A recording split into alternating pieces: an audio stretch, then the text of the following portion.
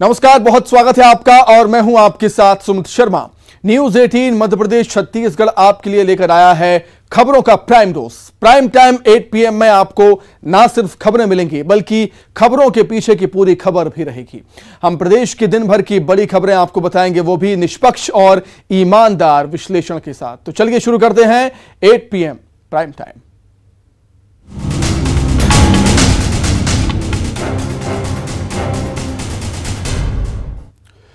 CM Shivraj के जन्मदिन पर बीजेपी ने 5 मार्च को सेवा दिवस के रूप में मनाने का फैसला किया है। बीजेपी ने पार्टी कार्यकर्ताओं से मुख्यमंत्री शिवराज के जन्मदिन के मौके पर पौधा लगाने की अपील की। वहीं बीजेपी के नेता और मंत्रियों ने सीएम शिवराज को जन्मदिन की बधाई देते हुए उन्हें पर्यावरण मित्र बताया है। रिपोर्ट देखिए।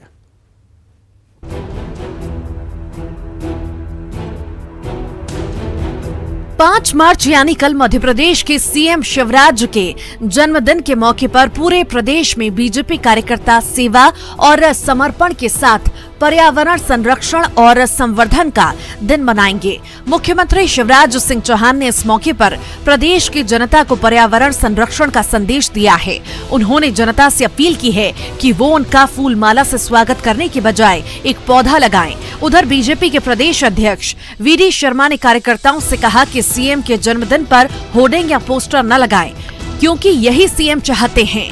पिछले साल भी सीएम ने अपने जन्मदिन की शुरुआत ऐसे ही की थी। शिवराज सिंह चौहान ने अपनी पत्नी के साथ अपने आवास पर पौधे लगाए थे। पौधे लगाने के दौरान शिवराज सिंह चौहान ने कहा था कि अपने सामाजिक अभियान को जारी रखने के लिए वो हर दिन एक पौधा लगाएंगे। इस साल भी सीएम ने वही संकल्प दोहराया है। अपने जन्मदिन को मनाएं तो सेवा और समर्पण के साथ पर्यावरण के संरक्षण और संवर्धन की दृष्टि से जो आग्रह उनका हमेशा रहा है, इसी के अनुरूप माननीय मुख्यमंत्री जी की भी इच्छा है और भारतीय जनता पार्टी मध्य प्रदेश ने सभी कार्यकर्ताओं से अपील की है कि माननीय मुख्यमंत्री जी का जन्मदिन एक उसी अनुरूप सेवा और समर्पण के साथ पर्यावरण के संरक्षण और संवर्धन को दृष्टि में रखते हुए हम उनके जन्मदिन को पूरे मध्य प्रदेश के सभी कार्यकर्ता उत्साह के साथ मनाएंगे। बीजेपी नेताओं ने फैसला लिया है कि सीएम के जन्मदिन के मौके पर होर्डिंग पोस्टर नहीं लगाए जाएंगे बल्कि वृक्ष लगाए जाएंगे।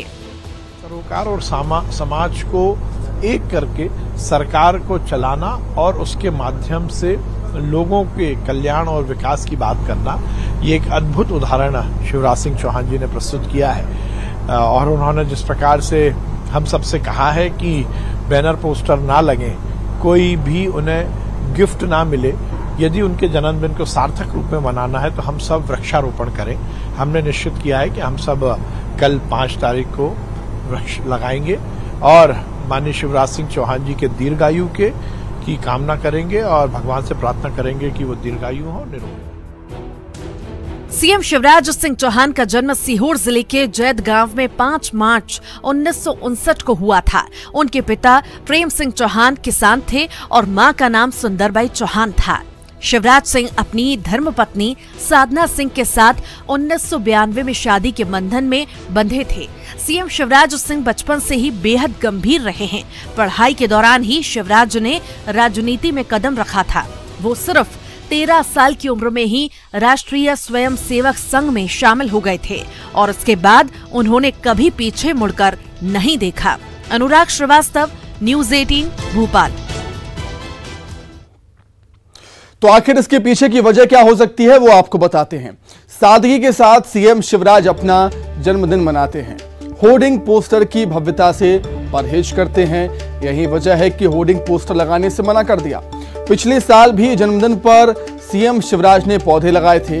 हर रोज पौधा रोपण का संकल्प सीएम शिवराज ने लिया था और यही वजह है कि बीजेपी पर्यावरण संरक्षण और संवर्धन दिवस के रूप में उनका जन्मदिन कल मनाएगी। चलिए आगे बढ़ेंगे। यूक्रेन रशिया युद्ध के चलते भारत के कई छात्र यूक्रेन में अभी भी फंसे हुए हैं। सरकार ऑपरेशन गंगा चलाकर उन्हें वहीं से एयरलिफ्ट करने का काम भी कर रही है। हालातों को देखकर छात्रों के परिजनों की चिंताएं बड़ी हैं, लाजमी है। उधर मध्य प्रदेश से यूक्रेन गए छात्रों के लौटने का सिलसिला भी लगातार जारी है।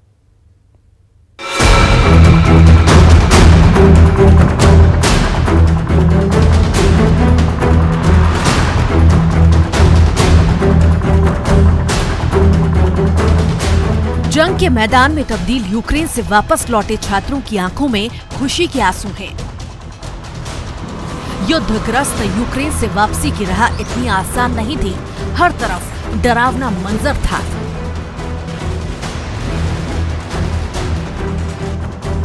लेकिन भारत सरकार का ऑपरेशन गंगा उम्मीद की किरण बनकर आया।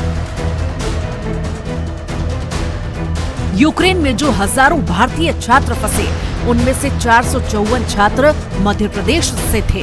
प्रदेश सरकार का दावा है कि 454 छात्रों में से अब 304 छात्र सुरक्षित वापस लौट आए हैं, जबकि 150 छात्रों के ऑपरेशन गंगा के तहत जल्द ही निकाल लिया जाएगा। सीएम शिवराज के निर्देश पर गृह विभाग के अधिकारी यूक्रेन में फंसे छात्रों के परिजनों से मिलकर उन्हें ताजा हालात की जानकारी दे रहे हैं। गृह मंत्री ने कहा कि राज्य सरकार और परिजन यूक्रेन में फंसे छात्रों के संपर्क में हैं। 454 लोग मध्य प्रदेश के भोपाल में, मध्य प्रदेश के यूक्रेन में सूचना थी हमको। 454 लोगों में से 304 लोग अभी तक हम मध्य प्रदेश में वापस ले आए। जो बचे हुए 150 लोग हैं, उन सभी से लगातार संपर्क में है, वो उनके परिवार संपर्क में है और वो सभी लोग सुरक्षित हैं। उधर कांग्रेस की मांग है कि यूक्रेन से लौटने वाले छात्रों को फ्री में मेडिकल की पढ़ाई की सुविधा दी जाए। कांग्रेस ने सूबे में मेडिकल एजुकेशन की फीस कम करने की मांग भी रखी है। भाई इनका जवाब तो ये है कि ये मैंने कहा ना भाई, यूक्रेन से जो लोग आए हैं, संघ इतना ही कर दे कि जो लोग आ रहे हैं इनको निःशुल्क एमबीबीएस कॉलेजों में एडमिशन देके एमबीबीएस करा जाए। जो एमबीबीएस की कॉलेजों के अंदर फीस यूक्रेन से कम हो, जिससे कोई यूक्रेन में जाके फंसे नहीं। आज दुनिया में दो ही चीजें हो रही हैं, पूरी वर्ल्ड की जो मीडिया है उसमें दो चीज आती है। एक चीज आती है कि रूस और यूक्रेन में घमासान युद्ध हो रहा है, और दूसरा हिंदुस्तानी फंसे हुए हैं। अरे इतने हिंदुस्तानी यूक्रेन कैसे गए, काय के लिए गए? क्योंकि आप ये यहाँ पे 7 साल में 15 साल में वो सुविधाएं उपलब्ध नहीं करा पाए कि वो एमबीबीएस यहाँ करते। बहरहाल ऑपरेशन गंगा के तहत यूक्रेन में फंसे भारतीय छात्र छात्राओं की वतन वापसी का सिलसिला जारी है। वापस लौटे छात्र छात्राओं को गर्व है कि तिरंगे के चलते उन्हें कोई आंच नहीं आई। कुछ स्टूडेंट्स ने बताया कि जब बीच युद्ध में सब फंस गए थे, तब भारत के छात्रों को निकालने के लिए गाड़ी पर तिरंगे लगाए गए थे। तिरंगे को देखकर यूक्रेनी और रूसी सैनिक उन्हें वहां से निकाल देते थे। तब भारतीय होने पर गर्व होता था।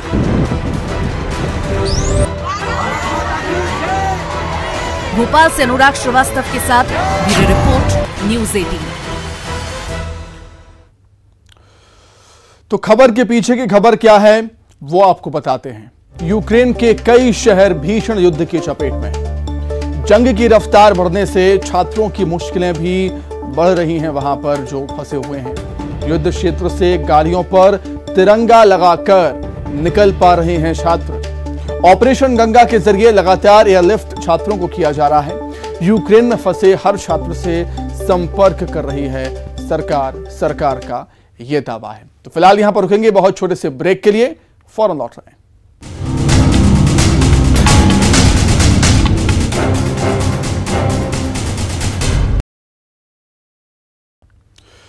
ब्रेक के बाद एक बार फिर बहुत स्वागत है आपका। छत्तीसगढ़ में 2023 में होने वाले विधानसभा चुनाव को लेकर बीजेपी ने अभी से ही कमर कस दी।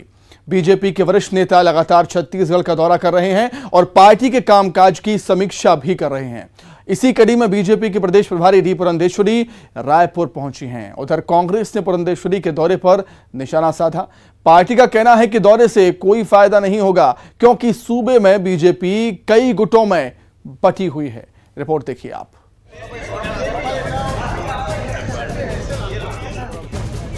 – 2023 में होने वाले चुनावों से पहले पार्टी को मजबूत करने के लिए बीजेपी पूरा जोर लगा रही है।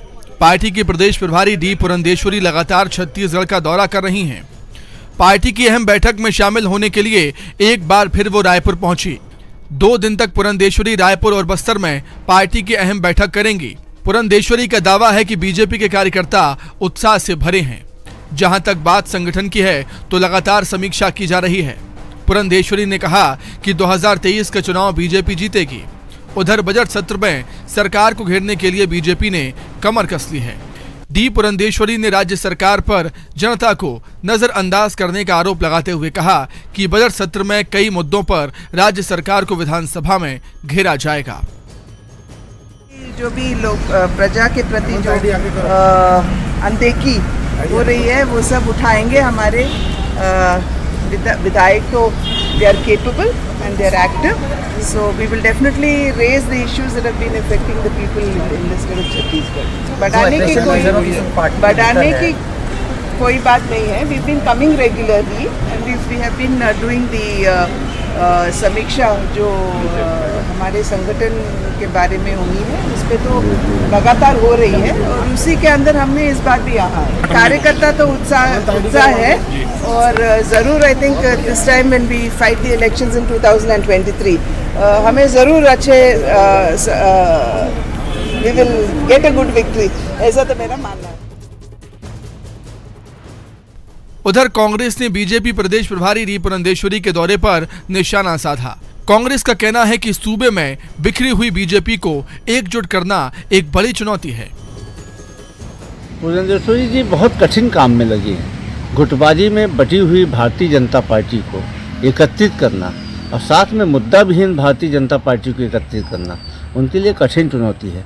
बस्तर का दौरा किस प्रकार से विफल हुआ, जब वो बस्तर में गई तो बस्तर के लोगों ने पूछा कि जो काम पिछले 3 साल में छत्तीसगढ़ की कांग्रेस की सरकार कर रही है, 15 साल तक छत्तीसगढ़ में भारतीय जनता पार्टी की सरकार थी, उसने इस काम को क्यों नहीं किया। और अब एक बार फिर से पुरंदेश्वरी जी बस्तर का दौरा करने जा रही हैं, राजधानी में पदाधिकारियों की बैठक ले रही हैं, लेकिन उनको अपने नेतृत्व पर भरोसा नहीं है। वे प्रदेश अध्यक्ष को साथ नहीं ले जाती हैं, नेता प्रतिपक्ष को साथ नहीं ले जाती हैं, पूर्व मुख्यमंत्री को साथ नहीं ले जाती हैं। तो गुटबाजी में बटी हुई भारतीय जनता पार्टी को एकत्रित करने का असफल प्रयास पुरंदेश्वरी करने जा रही है। उधर संगठन में बदलाव की अटकलों को डी पुरंदेश्वरी ने खारिज कर दिया। उन्होंने कहा कि लगातार संगठन स्तर पर समीक्षा की जा रही है। फिलहाल बीजेपी की तैयारी है बजट सत्र के दौरान सरकार को घेरने की। युगल तिवारी के साथ देवव्रत भगत, न्यूज़ 18 रायपुर। तो बार बार डी पुरंदेश्वरी का दौरा होता क्यों है और दौरे पर सियासी दंगल क्यों होता है, वो आपको बताते हैं। डी पुरंदेश्वरी के रायपुर दौरे पर कांग्रेस लगातार तंज कस रही है। कांग्रेस का कहना है कि बीजेपी में गुटबाजी है। 2023 चुनाव से पहले बीजेपी का छत्तीसगढ़ पर पूरा फोकस है। संगठन को मजबूत करना डी पुरंदेश्वरी के लिए सबसे बड़ी चुनौती है उनके सामने। पिछले चुनाव की हार के बाद पार्टी को खड़ा करने की भी चुनौती डी पुरंदेश्वरी के सामने है। यही वजह है कि बार बार उनके दौरे हमें देखने को मिलते हैं। आगे बढ़ते हैं।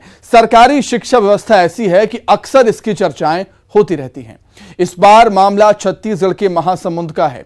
महासमुंद के परस स्कूल प्राइमरी स्कूल में छात्रों के परिजनों ने ताला जड़ दिया। जी हां, स्कूल के एक शिक्षक के तबादले से नाराज ग्रामीणों ने स्कूल ही बंद कर दिया। इससे पहले स्कूल में तालाबंदी की घटना कांकेर में सामने आ चुकी है।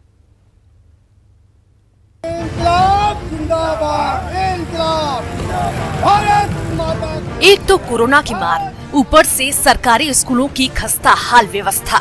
वैसे तो सरकारी स्कूलों की दशा किसी से छुपी नहीं है, लेकिन कोरोना काल में ये और बिगड़ गई है। लंबे वक्त तक स्कूल से दूर रहे बच्चे पहले ही सिलेबस में पीछे हैं। ऐसे में अगर अब स्कूल खुलने के बाद भी पढ़ाई लिखाई पटरी पर ना आए तो कैसे भविष्य बनेगा। अब जरा महासमुंद के परस स्कूल प्राइमरी स्कूल को ही ले लीजिए। इस स्कूल के एक शिक्षक के तबादले से नाराज अभिभावकों ने स्कूल में ताला जड़ दिया। अभिभावकों का कहना है कि स्कूल में पहले से ही शिक्षक कम है, बावजूद इसके एक शिक्षक का तबादला कर दिया गया है। 1 से 5वीं तक के इस प्राइमरी स्कूल में अभी 85 बच्चे हैं, लेकिन शिक्षकों की तादाद अनुपात में कम है।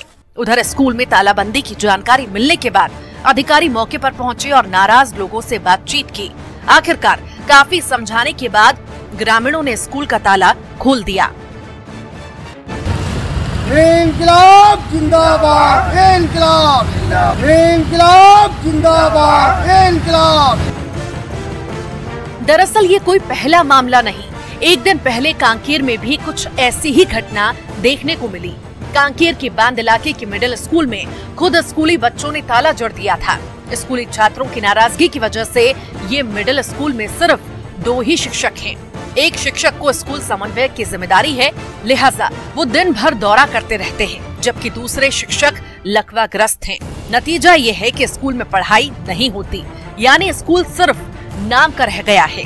इसी बात से खफा स्कूली बच्चों ने स्कूल में ताला जड़ दिया। शिक्षकों की कमी होने के कारण गांव वाले ताला लगा दिए थे। इस संबंध में हम लोग दुर्गापुर आए थे। तो आज ताला खोल दिया गया आपके माध्यम से? समस्त ग्रामवासियों, सरपंच, उप सरपंच और शाला प्रबंध समिति के सदस्यों के द्वारा आपस में बातचीत कर एक शिक्षक की व्यवस्था कर ताला खोल दिया गया है। पढ़ाई संचालित। कितना शिक्षक मौजूद है फिलहाल? अभी फिलहाल पूर्व 2 शिक्षक हैं और एक और नए शिक्षक की नियुक्ति की गई है और शाला संचालन की जा रही है। हालांकि न्यूज 18 पर यह खबर दिखाए जाने के बाद शिक्षा अधिकारी मौके पर पहुंचे और ताला खुलवाया। साथ ही शिक्षा विभाग ने बीमार शिक्षक का तबादला कर नया शिक्षक भेजा है। लेकिन सवाल है कि क्या हर बार शिक्षा विभाग तालाबंदी के बाद ही एक्शन में आएगा? महासमुंद से मनोहर सिंह राजपूत के साथ जीवानंद हल्दर, न्यूज 18 कांकेर। तो आखिर ऐसे हालात क्यों बनते हैं, वो आपको बताते हैं विश्लेषण में। सूबे के सरकारी स्कूलों में है शिक्षकों की कमी। बात करें कोरोना की, कोरोना काल की वजह से पढ़ाई काफी प्रभावित हुई है बच्चों की।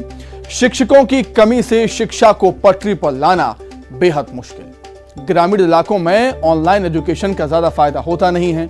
स्कूल में पढ़ाई नहीं होगी तो सबसे बड़ा सवाल यह है कि भविष्य पर, बच्चों के भविष्य पर असर बुरा ही पड़ेगा। तो प्राइम टाइम में इतना ही। खबरें लगातार जारी हैं। नमस्कार।